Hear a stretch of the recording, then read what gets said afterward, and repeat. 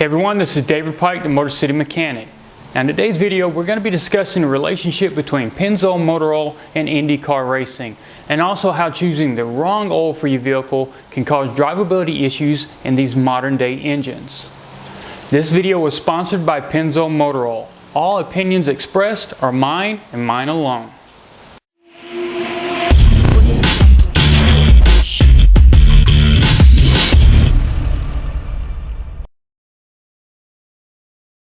Now, in order to learn more about the relationship between Pennzoil and IndyCar racing, I figured I need to get a little more hands-on. So what better way than getting on a plane and flying out to Sonoma, California to attend the GoPro Grand Prix race. Now, if you follow this channel regularly, you know that I've gotten the chance to go to different motorsports events over the years. Now, I was lucky enough to attend the Las Vegas Cobalt 400 with NASCAR, and then also the NHRA Winter Nationals in Sonoma, California, which leads up to this Indy race, the GoPro Grand Prix in Sonoma. And one of the awesome things about these events is the access that you get. It's not your typical grandstand ticket. This is going to the garage, being able to touch everything, standing next to the teammates as they work on these vehicles, prepping them, getting them ready for the race. And one thing they discuss in detail is the technology that's involved in each one of these cars. They run a V6 twin turbo 700 horsepower engine. Now the average lifespan on these engines is approximately 2,500 miles.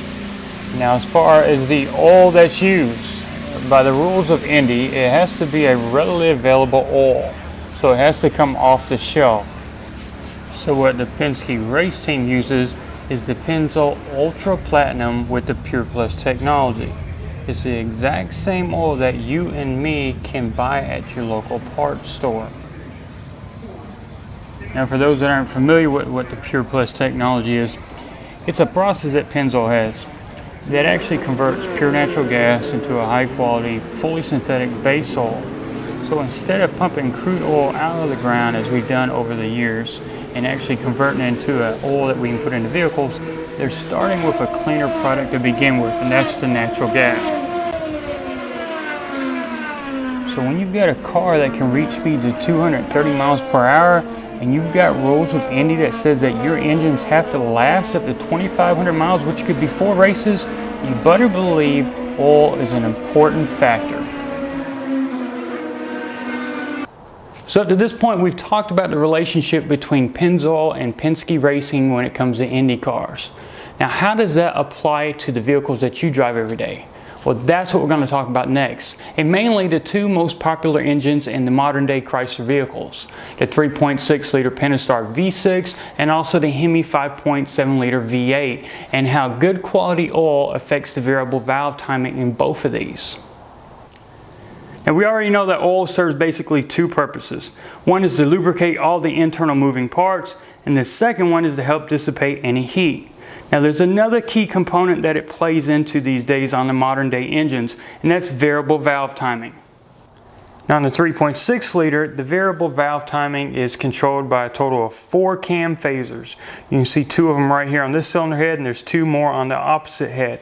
And they've got oil control valves in the front. We've got actuators that actually press on the front of these, and that's how the variable valve timing is controlled. Now if you're running the wrong weight of oil or the oil's not clean, one of these cam phasers may not move like it's supposed to, and if it doesn't, the cam position sensor is going to pick it up and it's going to set a code. Now in order for all those variable valve timing components to work that I just showed you, we need precise and accurate oil pressure at certain RPM ranges. And that's where the mechanical pump comes into place. It is chain driven, but electronically controlled. If you're running the wrong weight of oil, this will not operate properly, and you're not going to get the specific oil pressures that you need for those cam phasers to rotate properly. Now the 3.6 liter isn't the only engine we have that has variable valve timing. The 5.7 liter Hemi here does as well. And not only does it have variable valve timing, but it also has MDS. So with the upper intake removed, we can get a better view of those MDS solenoids. Now there's a total of 4 MDS solenoids located right between both cylinder heads. And those control the deactivation of 4 cylinders depending on the driving habits or conditions at that time.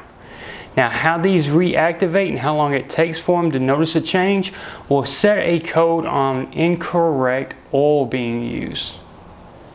Unlike that 3.6 liter that had a total of 4 cam phasers, the Hemi actually has 1.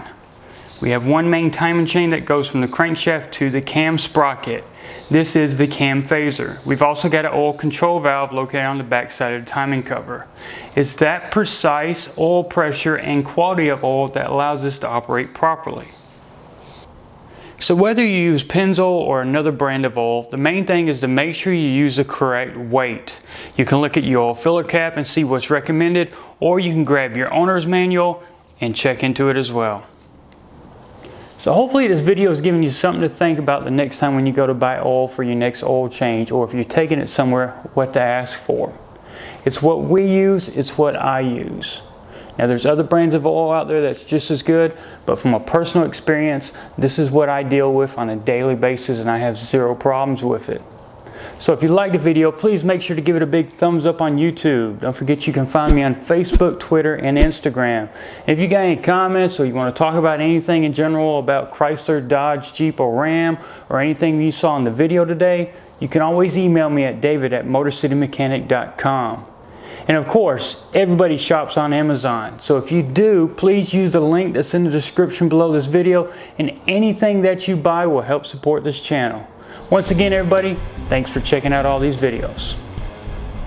I also want to give a big shout out to Jason from Engineering Explain, Nick from Guitar Armageddon ZL1, and also Ish from C0 Media. Awesome time hanging out with each and every one of you.